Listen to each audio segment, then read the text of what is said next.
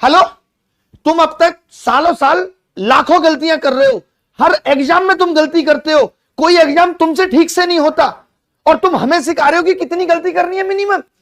साफ साफ कह रहे हैं कि 20 का 20% आप गलती कर सकते हो। तुम हमें गलती के पैरामीटर सिखाओगे जो पिछले 15 साल से लगातार गलतियों पे चल रहे हैं। हम तुम्हारी गलतियां सुधारते हैं, कमाल हो गया ये तो।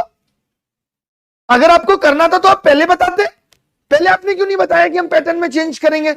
10 तारीख को नोटिफिकेशन देना था। अब जो बच्चा इतनी साल से तैयारी कर रहा है उसको तो आपने घबराहट पैदा कर दी, आप जाके सुकून से सो रहे हो। 9 बजे आपने नोटिफिकेशन निकाला है साहब की तरह, कल से जीएसटी लागू होगा सुबह 8 बजे, कल से नोटबंदी हो जाएगी, कल से 2000 का नोट काम नहीं करेगा। मजाक है, कोई मजाक चल रहा है यहां पे नुकसान की। तो जब कोई चीज पहली बार होती है तो फायदा उठाने के बहुत चांसेस हैं। क्यों? क्योंकि बहुत सारे बच्चे अभी यही सोच के ढेर हो जाएंगे कि यार नया पैटर्न आया, मैं तैयारी नहीं कर रहा। जो बच्चे अभी नए इन हुए थे सिस्टम में वो अपने आप को अलग कर लेंगे, जबकि ये सबसे अच्छी अपॉर्चुनिटी है। अच्छा, जो बच्चे अब जब अगले साल भी ऐसा पैटर्न रहेगा तो यूपीएससी एस्पिरेंट भी इसके अंदर कूद के आ जाएंगे।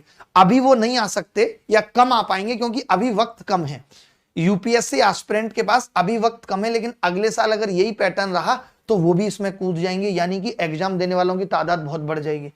तो पहली बार जब भी कोई होता है, जैसे हमारे टाइम पे ऑडिट ऑफिसर वाला आया था एएओ, तो हमने बहुत आसानी से निकाल लिया था। आज एओ की कट ऑफ अलग होने लगी, मुश्किल पेपर पूछा जाने लगा। तो जब भी किसी पैटर्न में बदलाव होता है तो बहुत अच्छी अपॉर्चुनिटी होती है कि हम निकाल पाए।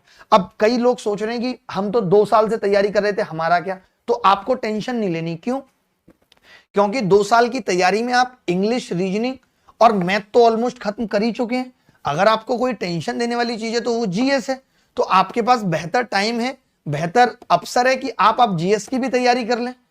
जीएस का जिस हिसाब से इन्होंने सिलेबस दिया है, कोचिंग पढ़ के तो अब ये मान लो कि 1 साल लगेगा पूरा सिलेबस होने में, और पेपर है दिसंबर में।